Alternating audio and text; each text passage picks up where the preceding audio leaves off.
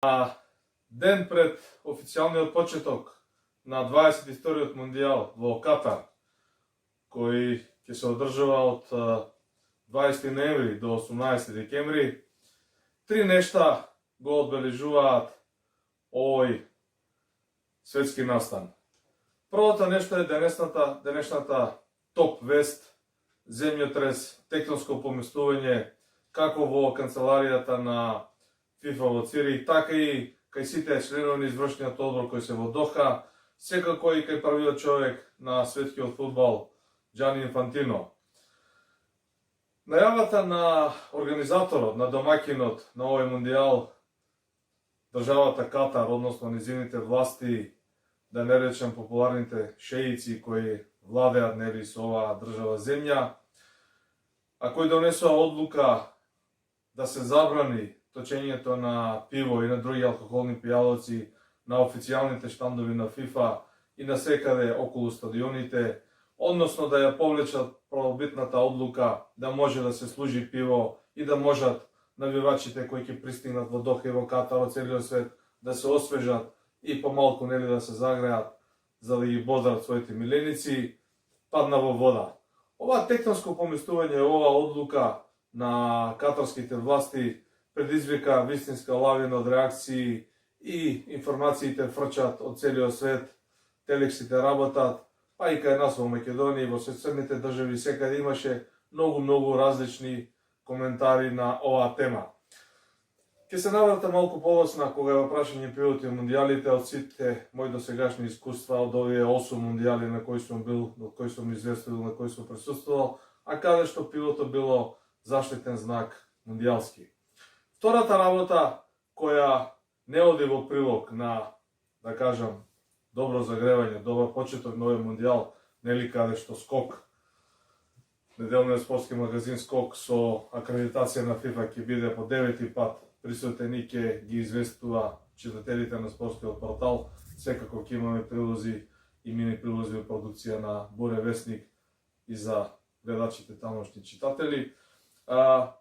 Придонесува една информација која пристигна од улиците на Доха, а која се однесува на напад на данската новинарска екипа, која беше спречена да извршува својата професионална работа. Може би за нејанса помалку беше оваа тектонска вест, оваа информација која пристигна и до нас и која ете ја споделуваме со вас, дека екипата на данската телевизија, на телевизија ТБ2, односно незините новинари беа спречени во извршување на својата работа. Додека новинарот на данската телевизија беше на онлайн врска со своите уредници во Копенхаген или во Данска или не знам во кој друг град, ирелевантно, условно кажано полицијата, жандармеријата во Доха им приде, им ја заплени камерата, настане на расправија, малци на повисок тон и сето тоа се заврши со прекинување на емисијата. Извинувањето кое полосно стигна од официјалните катарски власти до самите новинари, барем колку што успеат да ги развалат на нив, а и ете по некоја моја логика е само некоја блага утеха, меѓутоа остава една, да кажам, во најблага рака кажано неубав печаток на пред официјалното почнување на овој мондијал. Третата работа која некако се надоврзува во низа, а која можеби тектонски и посилна од забраната за пиво и од нападот на новинарската екипа, е информацијата која пристигна од британскиот остров од колега наш, спортски новинар и аналитичар, кој работи за британските канцеларии и кој е раководител на регионалниот центар за Балкан, од етички причини, од некои законски можности, нема да го спомнам неговото име, меѓутоа секој од вас може таа вест да провери на интернет. Станува збор за договарање, за местење, за подкупување, за лажирање на надпреварот Ката Еквадор. Според пишувањето на овој новинар, кои светските агенции ги пренесува од неговиот Твитер профил, се работи за 7 фудбалери инсайдерски кои се вклучени во оваа работа и кои се наградени со 7,1 милион долари. Помалку чудно, значи за секој фудбалер по 1 милион 100 000, не знам каде ќе завршат од овие тешки милиони и наводно според неговите пишувања и кажувања надпреварот треба да заврши 7:0 за Катар, а голот да падне во второ полувреме. Во секој случај, официјална вест од човек со име и презиме од Британскиот остров за конкретен надпревар, за првиот официјален надпревар со кој ќе се отвори Мондијалот во Катар. Дали ќе биде така или не, не делат часови, не веќе денови од почетокот на овој надпревар, да бидеме живи и здрави и да видиме. Кога сме кај Мондијалите и пивото со полна љубов и сензитивност кон мондијалскиот знак скок, мондијалскиот знак скок, кој ги овозможува сите овие патувања и јавувања, се навраќаме наназад на Мондијалот 1994 година во Соединетите Американски држави. Бев на двата брега од Соединетите Американски држави, известував од 7 надпревари, го гледав финалето на Роузбол во Пасадена и надпревар за третото место исто така во Пасадена во Лос Анџелос, меѓу репрезентациите на Бугарија и Шведска. Бугарија изгубија со 4:0. Во финалето Италија и Бразил одиграа 90 минути без голови и ден денеска пред очи ми се вртат промашените пенали на Франко Барези и Роберто Баџо и бразилското танго со кое ја прославија титулата и се радуваа после успешното изведување на пеналите. Но, во контекст на пивото, на Budweiser, на ова што се случува во Катар, на оваа забрана, каде што верувам дека ќе има големи реакции, посебно од навивачите кои доаѓаат од Британскиот остров, навивачите кои доаѓаат од Германија, па и овие од Белгија, од Холандија. Сето тоа се луѓе кои навистина се од искуство знам, љубители на пивото и добри потрошувачи за време на Мондијалот. Една приказна од стадионот Giants во Нью Џерси, во Нью Йорк, за време на надпреварот Бугарија-Мексико. Еден извареден надпревар, кој исто така беше решен на пенали, имаше де факто случувања за време на 90 минути, кога буквално се скршија стативата, се скрши, имаше прекид на официјален надпревар на светско првенство, мислам дека единствен до ден денес, кога ја сменија американците, сето тоа брзо го организира, ја сменија стативата, додека сето тоа се правеше, публиката масовно излегуваше од излезите и одеше на шанковите лоцирани во подтрибинскиот простор и се налеваше со Budweiser со пиво. Јас бев еден од тие кои, рака на срце, тогаш со мондијалскиот знак скок, помалку искусен, со не толку богато искуство зад мене, бев буквално на самиот почеток ми беше втор мондијал.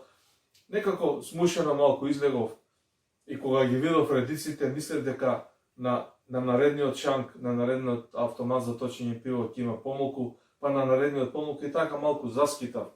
Се избешав од тој новинарски простор со публиката. Во меѓувреме, стативата беше смената на надпреварот Бугарија-Мексико и надпреварот почна. Јас упорно го чекав мојот Budweiser во редицата, додека го чекав надпреварот, додека почна на еден голем екран пред редицата, сега тоа во инчи или во сантиметри, сигурно беше 60 сантиметри, по нашки кажат. Значи не нешто огромно, меѓутоа вака убаво. Од десетина метри го гледаш надпреварот по себе, го гледаш пивото како пена да се прелива од автоматот, а во живо надпреварот се игра за твојот грб. Дали може да замислите како ќе биде сега во Катар, кога пивото е секнато на нула? Значи, нема пиво во Катар. Има и други пикантерии, поврзани со почетокот на светскиот првенство во Катар, нови мондијал. Меѓутоа, еден настан, една прилика која исто така за помалку 24 часови или ден-два пред официјалниот почеток се вртеше низ светските новинарски медијани и низ телетекстите, беше патешествието на фудбалската репрезентација на Полска од нивната татковина до Катар. Она што го видовме и што го прочитавме е навистина фасцинантно.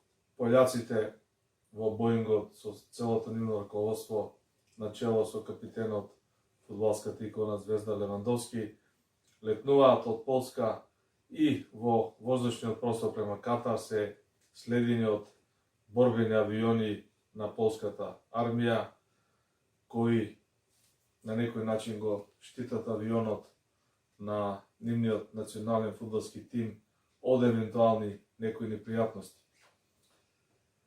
Сето ова помалку создава еден печаток дека можеби тоа е нормално во целото ова светско окружување кое го гледаме и кое е нели далеко од фудбалот.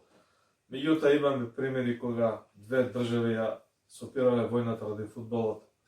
Знаеме, тоа се случуваше во Средна Америка на времево, на Блискиот Исток. Исто така, во конкретниот случај, ова внимателност, ова, да кажам, преземање на некои специјални мерки од страна на Фудбалската федерација на Полска, секако е поврзано со де факто со случувањата на истокот меѓу тамошните држави, нели, тие војни недоразбирања кои не се решаваат убаво. Не се.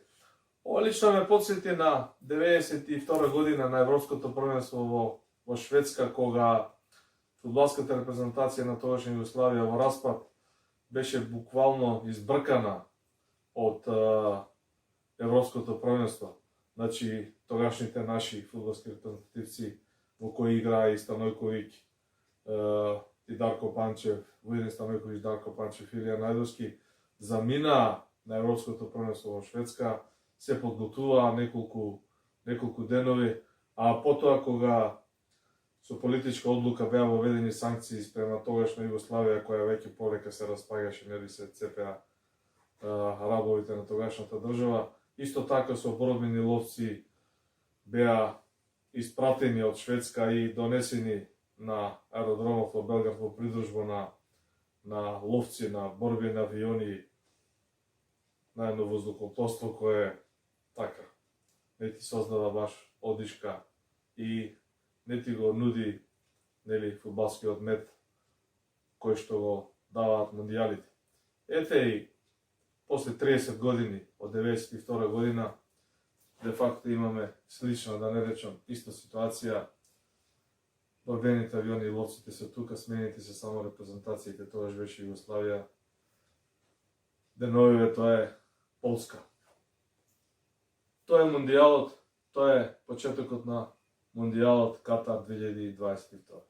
Кога сме кај поубавиот дел, кај фудбалската игра, кај амбициите на репрезентациите да стигнат до златната богиња, да го освојат светскиот куп, да го подигнат златниот пехар, бевме сведоци на импресивна пресконференција на селекторот на репрезентацијата на Србија Драган Стојковиќ, популарниот Пикси.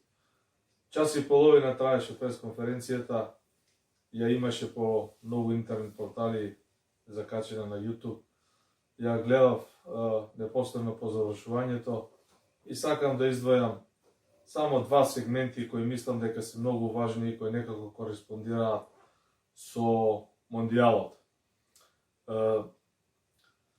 На прашањето од тогашните тамошните новинари кои се интересираа какви се амбициите на Србија, што ќе се случува со оваа репрезентација, дали евентуално, тоа евентуално е заштитен знак на популарниот Пикси, кој нели е на мала дигресија, па ќе се вратам на темата, за време на квалификациите кога беше запрашен, дали евентуално Србија ќе се пласира во Катар, помалку и агресивно стана. Ма какво евентуално? Нема евентуално. Србија ќе оди во Катар. Дали разбирате, таа негова изјава ден денес се врти како сегменти.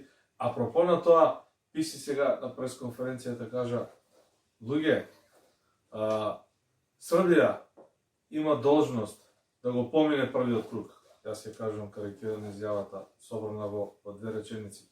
Имаме квалитет, имаме фудбалери, имаме надеж и никој нема право лично мене да би го одземе сонот дека Србија може да помине во нокаут фазата. А после со Господ напред и уште понапред. Ама ве молам, бидете трпеливи.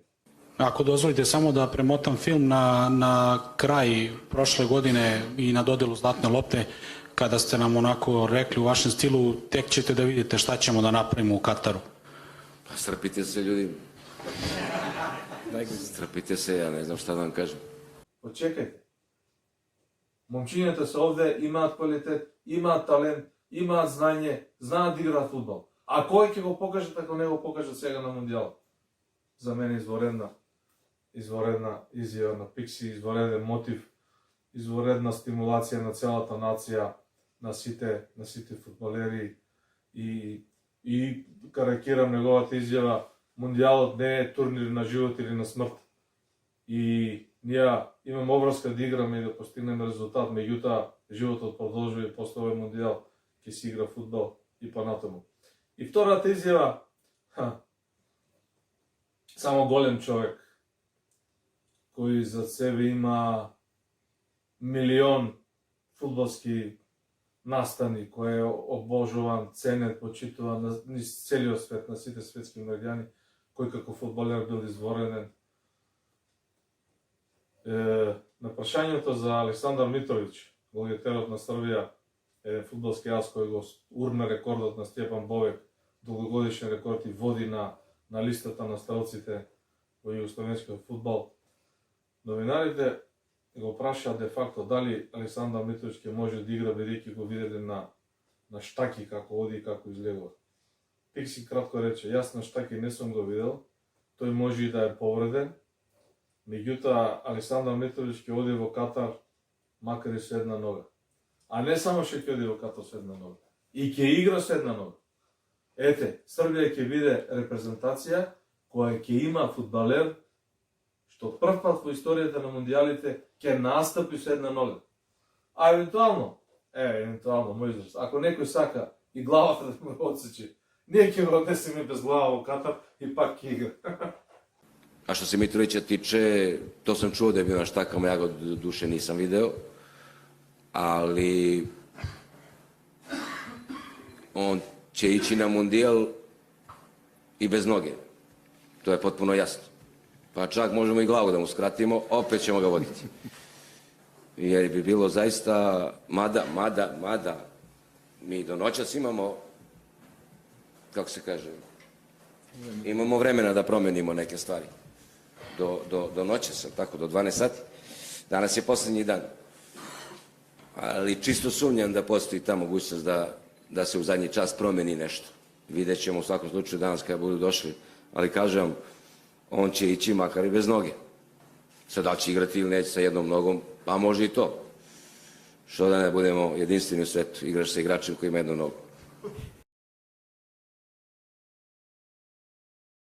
Ako dozvolite samo da premotam film na kraj prošle godine i na dodelu Zlatne lopte, kada ste nam onako rekli u vašem stilu tek ćete da vidite šta ćemo da napravimo u Kataru. Pa strpite se, ljudi. Strpite se, ja ne znam šta da vam kažem. Ете, тоа е Пикси. И уште една интересна работа на пресконференцијата која беше сврзана со терминот за одигрување на Мондијалот. Многу новинари го прашаа истото него и имаше дискусија меѓу колегите, меѓу јавноста, како на се тоа се гледа дека Мондијалот се игра во декември, во ноември, во сред зима. Дециден беше селекторот на Србија дека ова е прв, според него единствен и последен пат кога Мондијалот не се игра во лето.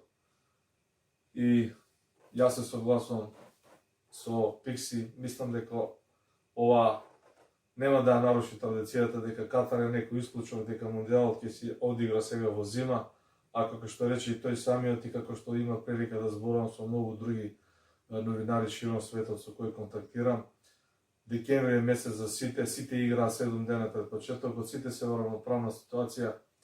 Или изјавата на популарниот газда Рајко во легендарната серија Монтевидео, кога на берберот Богдан му вика: "Јели Богдане, зашто се Мондијал не игра на месец?" И тој каже: "А што на месец?" "Па како што на месец? Прво, неутрални терен.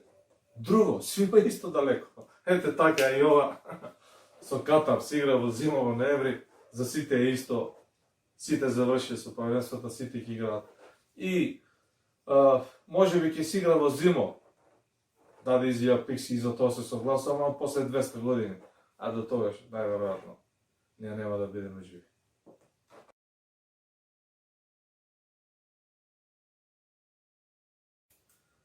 Кога се во прашање размислувањата, прогнозите, да не речам предвидувањата и сите оние на некој начин калкулации и размислувања околу новиот светски првак,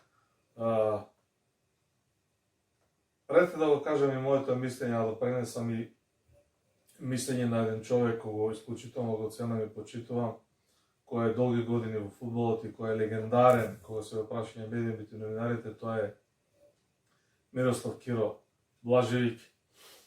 Ајде да му даме прво на него предност, па јас ќе го кажам после моето.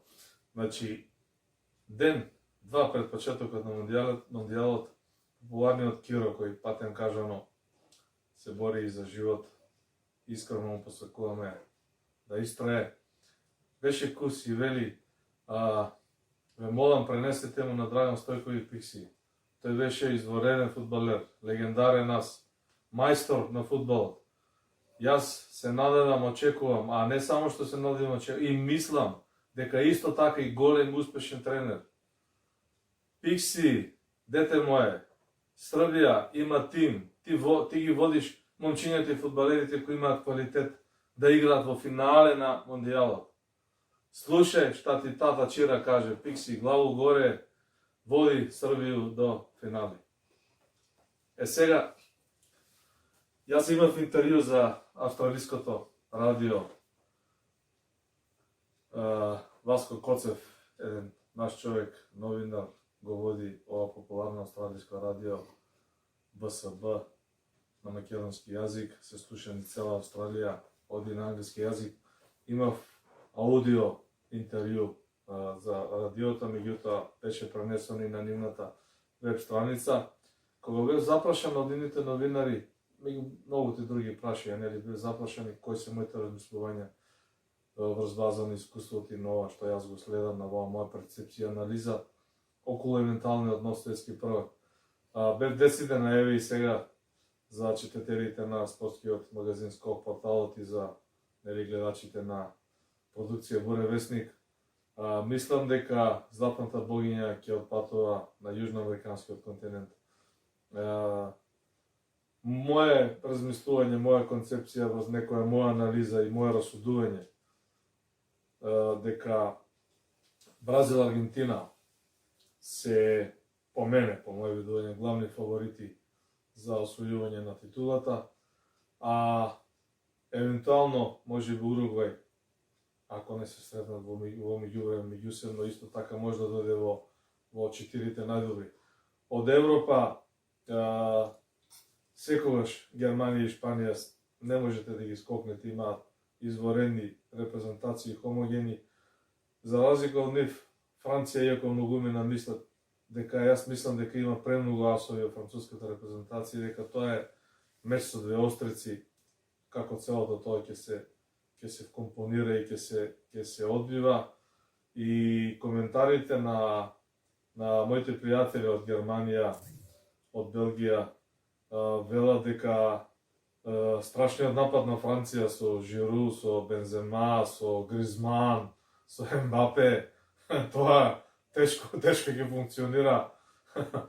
Дај Боже, мислам, немам ништо против да функционира, меѓутоа, нели, како викаат кај нас повозрастните и овие нашите баби да си многу добро, не е на добро. Така мислам дека и Франција по мене нема да може да ја одбрани титулата. Тоа е на моје видување, живи и здрави ќе видиме како ќе биде. Збор 2 и за Хрватите, исто така репрезентација која неминовно ја следам на сите мондијали, сигурно и нивни поддржувач, најувачи во одредени прилики. Мислам дека Лука Модрик и другарите и нашиот селектор, пријател Златко Дали помалку се за овој мондијал по мене уморени, можеби истрошени, кога се прашање амбициите. Така јас гледам на тоа. Квалитетот кај него го има секако. Меѓутоа исто мислам дека Хрватска тешко ќе го повтори успехот да стигне до финал. Сигурно има квалитетна репрезентација. Мислам дека ќе стигнат и тие, ќе постигнат добри резултати, но не верувам дека ќе го повторат успехот од Русија. А на крај само да го затворам овој круг на размислување. Бразил е за мене фаворит број 1. Збор 2 и за Джани Инфантино, првиот човек на ФИФА. Катар ќе биде успешен, нема да биде успешен, кој ќе биде нов светски првак, дали Србија ќе оди до финалето, кои се амбициите на Хрватска, Франција има многу силен напад, Мане се повреди и нема да игра за својата репрезентација, Дегеа не е земен во составот на Шпанија. Сето тоа е убаво, меѓутоа Джани Инфантино не го многу интересира. Джани Инфантино си го има закажано изборниот конгрес на ФИФА за март 2023 година. Без оглед како ќе оди во Катар ситуацијата, како ќе се одвива, Джани Инфантино е единствениот кандидат кој се пријавил за нов председател на ФИФА.